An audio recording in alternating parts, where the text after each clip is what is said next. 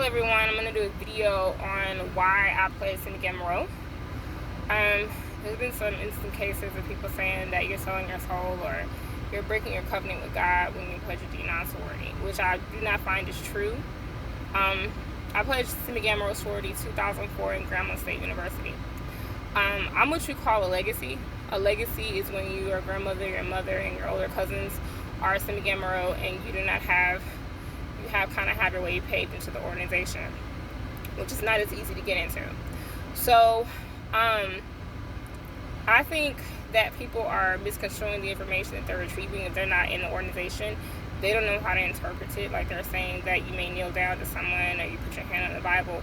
You put your hand on the Bible because you are believing into a divine superior being and you are putting your covenant towards your sister.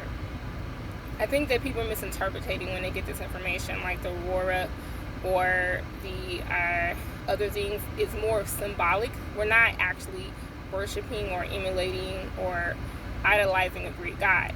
Now, I know that Delta may have some Greek gods in their organization, but I'm not very sure of that. The San Miguel Moreau does not take away your individuality. You're not cloned. I put San Miguel Moreau because I was raised in it. So a lot of the ideals that came with it when I was a child, when I was in an affiliate organization as a little girl called the Roars, a lot of the ideas were, trained and taught to us as coming of like good character and whatnot in service to the community. And all the organizations, how they have that same goal in the community per se, as an image in the community, but everyone has their own persona, the way, the ideas that are bestowed on the persons who join the organization. I was raised in a church where we had a lot of Divine Nine sororities and frats, a very intelligent church, and so sororities and stuff like that was nothing new to me coming up. My mother was in sorority and stuff like that, and so a lot of people say, you seem like you would have been AKA, but every organization kind of had their influence on me. But per se, what I was used to, it was San Miguel Moreau. The ideas and stuff matched with what I was raised with, what I was used to. And so other persons I've heard that crossed over, their parents were SGRO, their mother was SGRO, and they decided to go into another organization. They were not happy when they got through. So I think that per se, it's like you don't really know what unless you're in the organization. If a person had a bad experience crossing over, they said you are leaving slavery through San Miguel Moreau, it's because whatever happened during their process was not reported properly, and that was on them because they are told to sign a hazing agreement. If anything you think is done wrong to you, you must report it. I think that persons that were hazed or beat or whatever, it was not. We are a non-horizon organization. That's not the way to do it. We stopped that process almost 100 years ago. So we just celebrated our centennial last year, and we crossed over prominent people, to make our organization, for our organization, like such as Fantasia and Marsha Ambrosius and stuff like that. So I think the symbolism is taken the wrong way. It's interpreted the wrong way.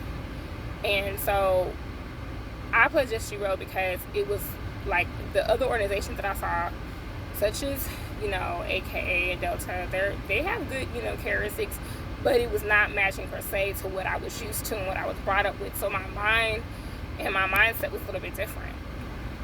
I don't think that the persons that did cross over and they said that they cut their letters because they felt like they were breaking their covenant with God, most likely they had an improper experience crossing over, and it was not the right thing for them. They did not do it properly.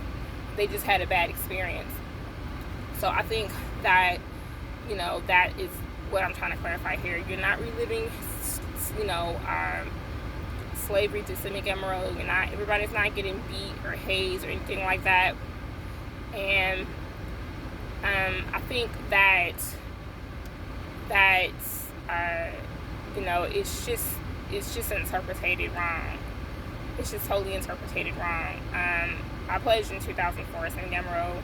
I was very happy when I crossed over. I had pledged something else that was non-Divine Nine. I was not happy with that one, but because it was my first organization, my first Greek experience, which I was used to. So that's what I'm trying to say. It's how you interpret it, and information that they're retrieving, they're interpreting the wrong way. They really don't know. the whole gimmick of what they're putting together and what they're reading about kneeling down to your sorority sister, because you're putting your hand on your Bible. But Sigma Gamma Rho is not like AKA or like Delta or like Zeta. Everybody has their own process, but the information retrieved to us does not take your individuality away.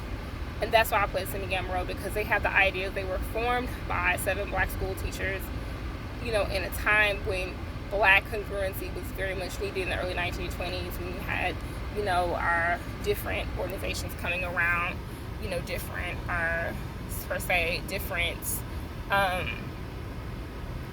that time, when things were going on at that time. So that's what I'm just trying to verify with, and I hope y'all can look into the organization and research it and see for yourselves what positive characteristics, you know, that we have. So, thank you and have a good day.